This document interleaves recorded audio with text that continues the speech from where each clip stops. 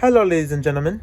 I just watched the movie Cry Macho this weekend, or whenever you're watching this review. I watched Cry Macho, and for those of you that are going to watch Cry Macho, I'm going to say I strongly advise you not to go into this movie thinking that it's going to be some masterpiece, the best of the best from Clint Eastwood.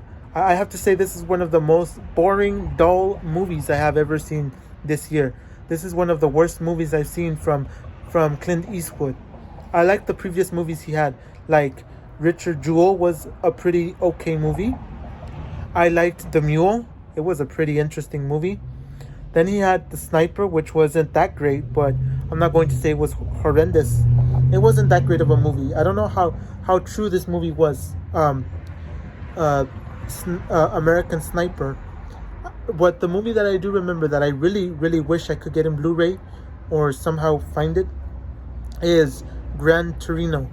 I love that movie for what it is. I really did love that movie. But now that he's 91, and I think that movie came out like 21, so maybe 2008 is when that movie came out. So you guys can do your calculations, like 13 years ago, probably 13 years ago. Yeah, like 13 years ago, the movie came out, and I do have to say that I did enjoy Gran Torino, and I did enjoy the last movie he made, which was Richard Jewell and The Mule that he starred in, and I love that movie. But this movie that supposedly, to me, even though it says drama, it said drama in the on the on the IMDb page, and it reminds me.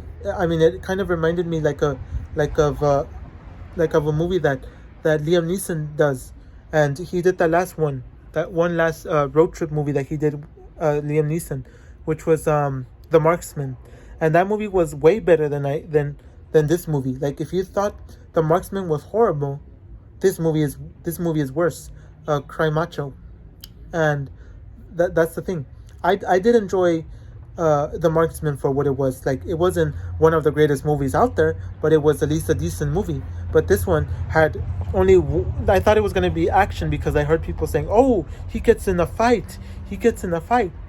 Yeah, that's the only thing he does. That's the only thing he does. He gets in only what happened? He only got in one fight. What was the fight? He punched the guy, and all of a sudden, he didn't do anything. And the reason that I feel like this movie couldn't have a lot of fight scenes is because he's not.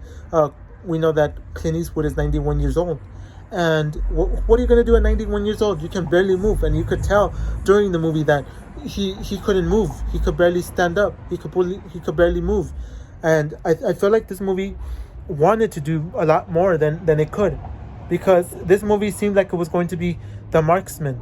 It seemed like a repetitive movie of marksman, like when you see the road trip movies, or like somebody chasing you, crossing the border from Mexico to the United States.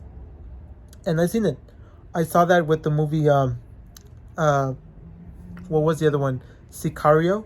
Sicario had that kind of similar premise, but this movie was more of, oh, let's just bring this Mexican dude or Mexican kid over the border, but let's not have action. Let's just make the police chase us, and then we hide somewhere in the desert, getting closer to getting closer to the United States, and then when we get caught, we just give them money to the cops. Like, come on, let them search our vehicle, and when they don't find any drugs, they don't find anything, just give them the money and have them just disappear. And that's the same thing I saw. I mean, that's another scene in the movie that I saw too. That it looked like the cops were searching for the Clint Eastwood and the kids. They were looking for them, but what Clint Eastwood did was hide. He hid in a city, in this like chapel or something, and it was really dumb because he was there for like 2 or 3 weeks in that chapel. And what did he do? Nothing. He didn't do anything. Like I was expecting a shootout. I was expecting Liam Neeson, that has the ending where in The Marksman, for those of you that watch that movie, where he has a scene where he fights, where he shoots out with the police. Or I mean, not shoots out, but he gets in a fight with a policeman, and then he gets to see that these mafia people or like the cartel come from Mexico and start to look for them and chase them and say, oh, we're gonna take down Liam Neeson or whatever his name was and the kid. So I felt like the Liam Neeson movie was way better than this movie, because this movie was just like, what the heck was this? This was more like, oh,